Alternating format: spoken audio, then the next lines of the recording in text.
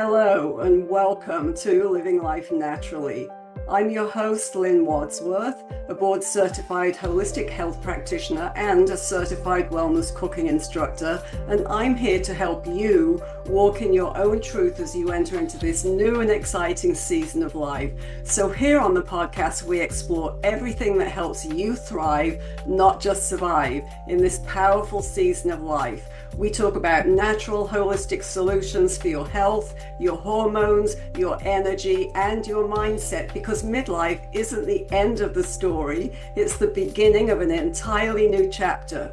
So before we dive into today's conversation, I'd love to invite you ladies to come and join me in my free Facebook community, the Energized Healthy Women's Club. It's a beautiful space where I share weekly tips, strategies, and inspiration to help you boost your health, vitality, and well-being in natural, practical ways. So grab your favorite cup of tea, get cozy, and let's get into today's episode. Hello, everyone, and welcome back to a new episode on the Living Life Naturally podcast, where you can find all things related to women in midlife, menopause, perimenopause, postmenopause, and just a plug here for my group, the Energized Healthy Women's Club. I would love to have you ladies join us and join in the conversation. It's a holistic spot where you can feel totally safe sharing whatever you want from your heart. So today I have Dr. Emily Jamea. I'm hoping I'm pronouncing that correctly. And where are you joining us from today?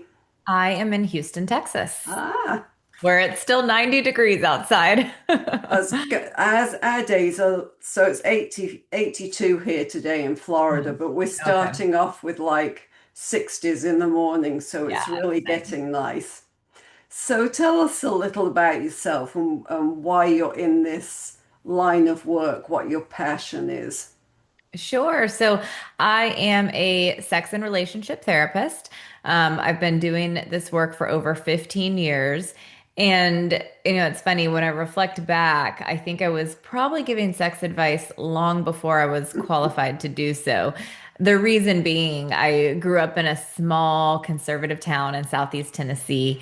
My father was an OBGYN, and so in my home, sex was not taboo. I got adequate information, really kind of healthy environment as it related to sexuality. But as I entered into adolescence, it was clear that that was not the case for the majority of my peers. And so they started coming to me with questions because they knew I had the answers. Mm, mm, And then, fast forward, I was studying psychology at the University of Texas and took a human sexuality elective and just found it so fascinating. I think that, asking questions about someone's sexuality is such an interesting window into the psyche.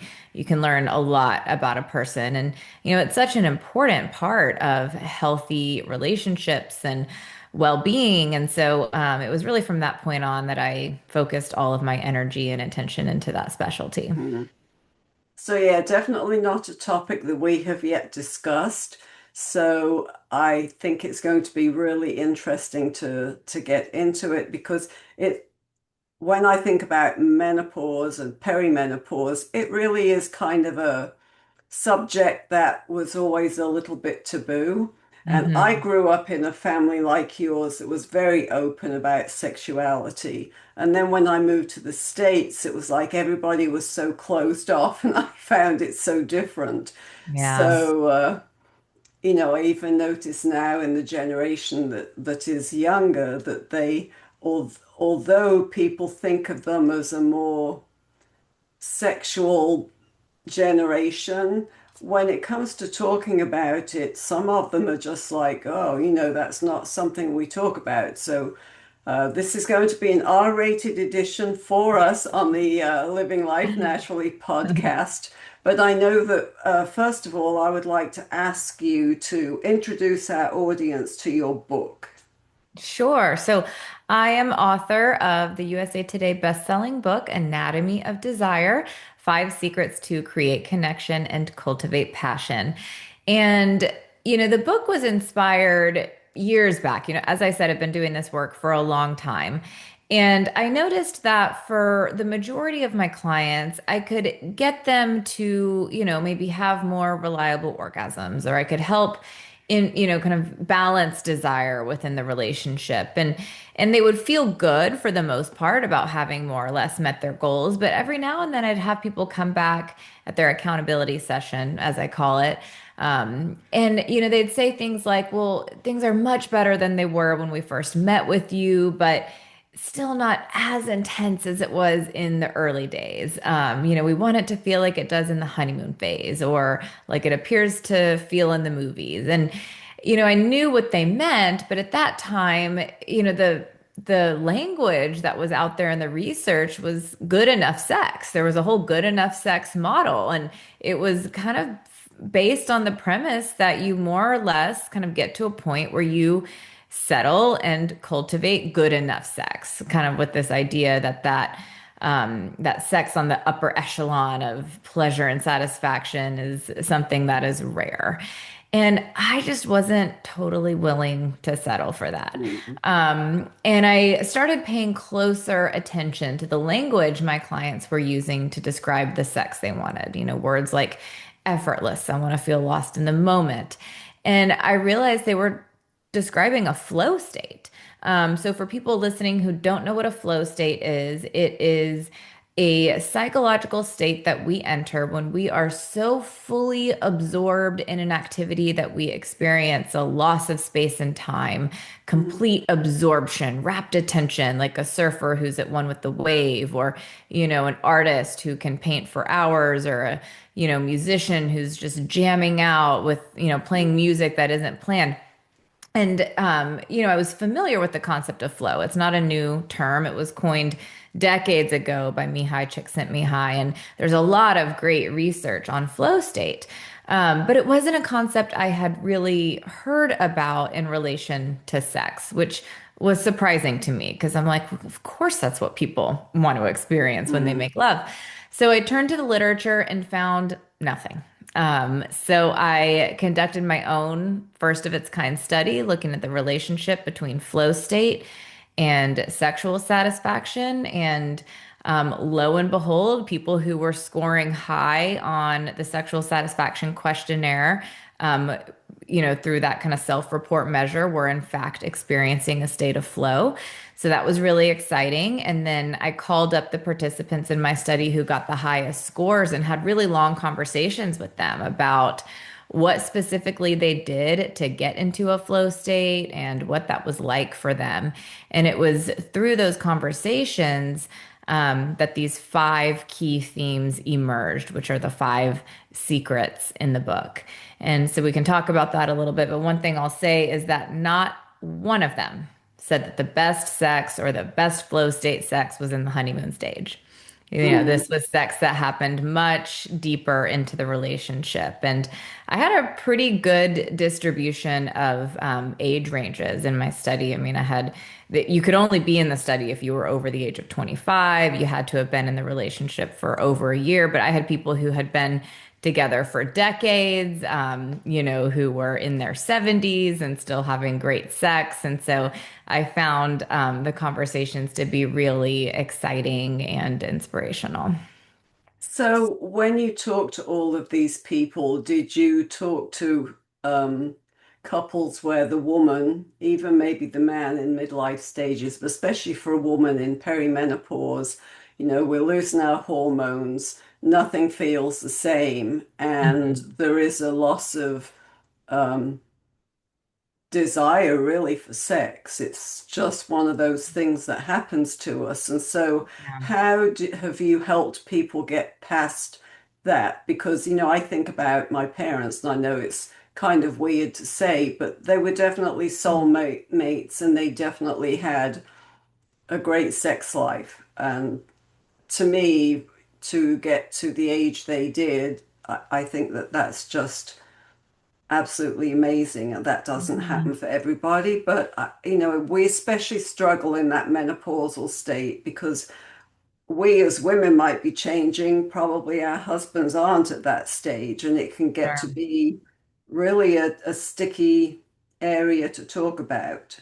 Yeah, and it's frustrating because, men do experience some changes too. I mean, there's kind Right. of an andropause that happens, or Hmm. erections become less reliable, or it can take a little bit longer to have for them to have an orgasm, just like it can for women. But the frustrating thing is that historically there's been wonderful interventions for the guys.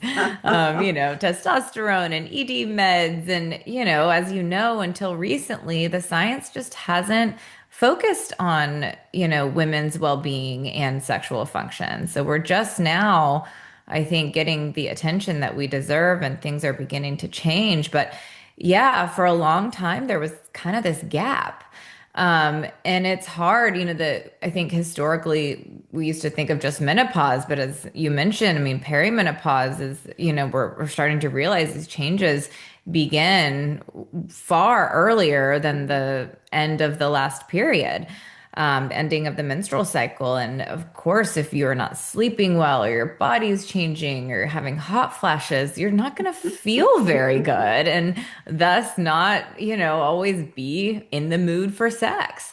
But the people I spoke to in my research, I would say, especially when we're looking at folks in midlife and beyond, the main quality they shared, which is one of the chapters in the book, is adaptability. So they found ways to reinvent the way they connected sexually. They broadened significantly the definition that they held about sex and still found ways to kind of maintain an erotic charge, even if it wasn't sex with a beginning, middle, and end, like maybe they were used to in years prior.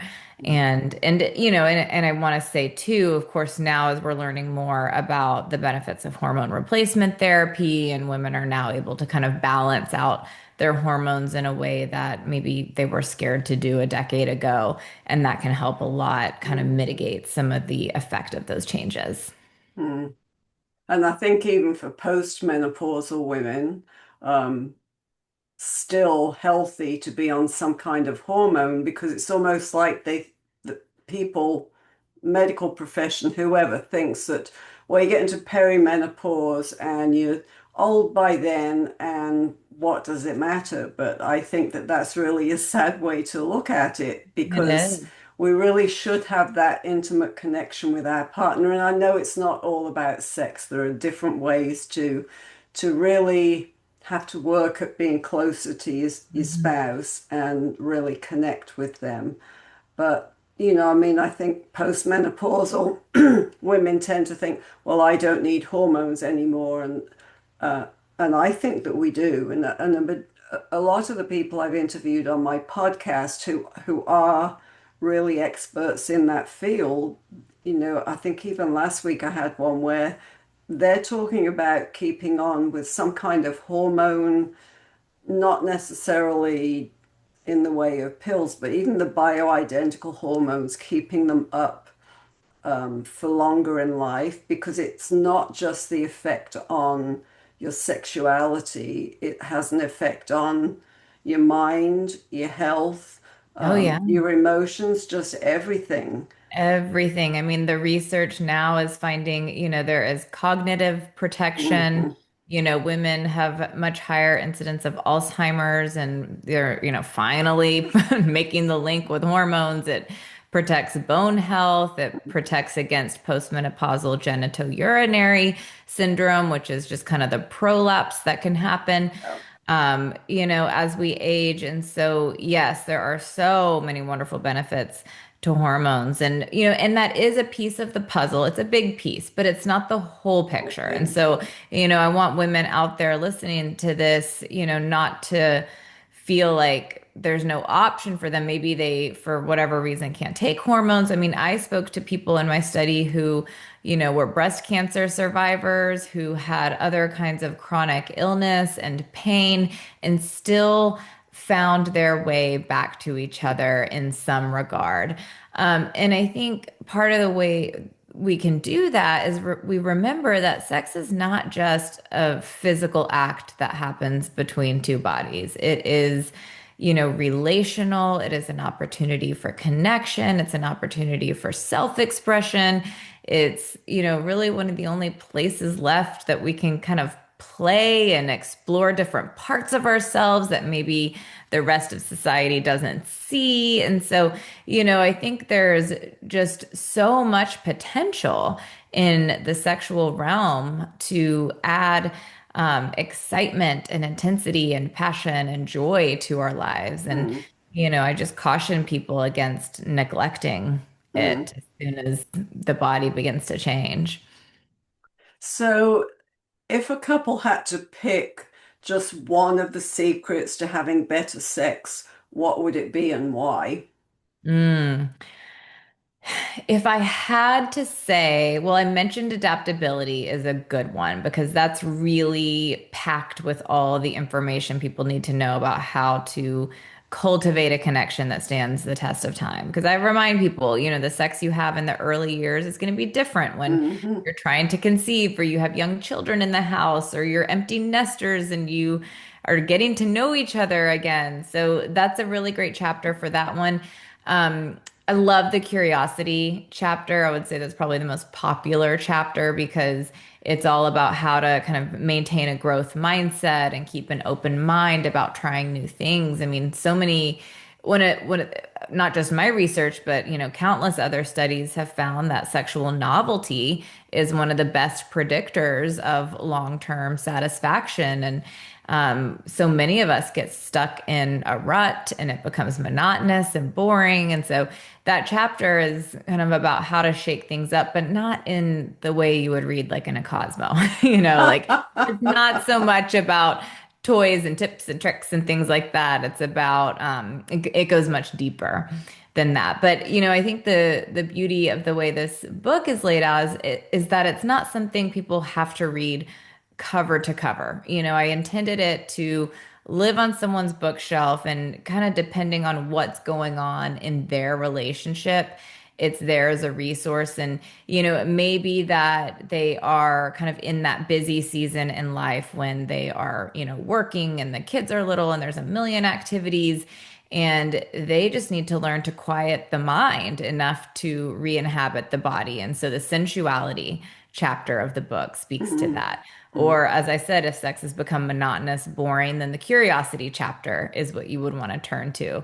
The adaptability chapter I mentioned, the vulnerability chapter is great when there's just sort of an emotional distance in the relationship or kind of a disconnection. And you're struggling to reconnect in that way and translate that into the bedroom. So the vulnerability chapter is mm, great in that regard. And then the fifth chapter, attunement, is in many ways the gestalt of the other four chapters. It's where everything kind of comes together and it teaches you to have sex that makes you feel in sync and at one, and how to pay attention to nonverbal cues. Like there's so much out there about sexual communication, and then that's a great first step. Not going to put you into a flow state. mm, So to mm, really get into that state of transcendence and oneness, then I would say to check out that chapter. mm.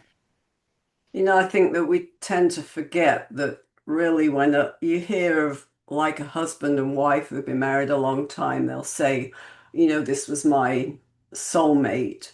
And we Mhm. tend to forget the actual spiritual part of that because it's just like when I teach about holistic health, it's the whole person, and Yeah. you shouldn't neglect any one of them. And this is an important pillar of health, really, for our overall Mhm. well-being. So we can connect mind, body, spirit. I think that's very important for us. It really is. It's so important for the long-term longevity of our relationships. There's such a link between sexual satisfaction and relationship satisfaction.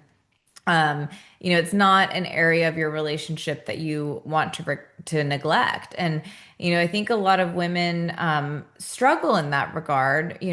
Probably because a lot of women experience desire more responsively. I don't know if that's something you've talked about on Mm, the show no. before, it's important to know the difference between spontaneous and responsive desire. Spontaneous is that just sort of feeling of being in the mood. Okay. Mhm, That kind of mhm, out of the blue, like, ooh, that sounds good. Responsive desire is how the majority of women experience desire. And what that means is that desire doesn't come about usually until some kind of emotional connection is established, but also until arousal builds. So a lot of times women will say, well, I'm never really in the mood, but once things get going, then I can kind of get into it, and that's because the desire doesn't kick in until further down the line. So if women are just kind of waiting around passively for that spontaneous desire, especially as we age, chances are they're going to be waiting for a long time. Mm. So there's that. And then I think also, just the differences in gender socialization. So many women are taught that sex is something that's for a man or that there's not as much in it for them, or it shouldn't be as important to them. And, that just couldn't be further from the truth. There's so much to explore and learn as a woman having sex. And so we just have to break free from after having examined some of the limiting beliefs that we may be holding without even Mm. realizing it. Mm.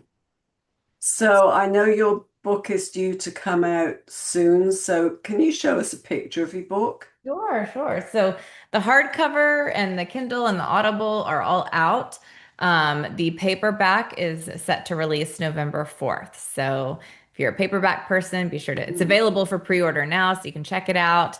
And then I've got a workshop on my website, emilyjamea.com, that is based on the book. It goes kind of in depth on some concepts that aren't in the book and includes exercises and handouts and things that didn't make the cut. And there's tons of free downloads there too. Mm. So something for everybody. Yeah, I'll put that on the in the show notes. And so is the best way to get your book? Do you have it on your website or is Amazon the best place? It's, I have it on my website and it links everywhere. So yes, it's available everywhere books are sold, Amazon, Barnes and Noble, bookshops. So you can kind of get it at any Mm. major retailer. Okay. Yeah. Very, very interesting. I'm so happy that you came on here with us because this is really one of the things that we're not talking about and yet we should be talking about. So I appreciate you coming on and helping us understand a little more. I realize there's a whole lot more in-depth stuff there that we as women really need to learn about and be aware of. But I appreciate your expertise on this. Our first X-rated um, And I think I podcast. kept it pretty tame, Yes, you actually. did. You did. Yeah, You did. So thank you so much. I my appreciate pleasure. it. And see, we will, I'm sure once I get this out and everybody will be able to see your book where they can get it, I really hope that they take the plunge and do it because it's such an important aspect in our relationships. Absolutely. Thank you, Yeah. Lynn. Thanks. Thank you so much for spending your time with me today on the Living Life Naturally podcast. I really hope you enjoyed today's conversation and that it inspired you, encouraged you, and reminded you that midlife isn't something to endure, it's a season to embrace. So if you enjoyed this episode, would you do me a huge favor? Please take a minute to leave a 5-star rating and review on Apple Podcasts. And don't forget to follow or subscribe so you never miss an episode. And if you're watching on YouTube, hit that subscribe button and ring the bell so you'll be the first to know when new episodes drop. So until next time, ladies, remember, you are strong, you are wise, and you are just getting started. Take care of yourself because you are so worth it.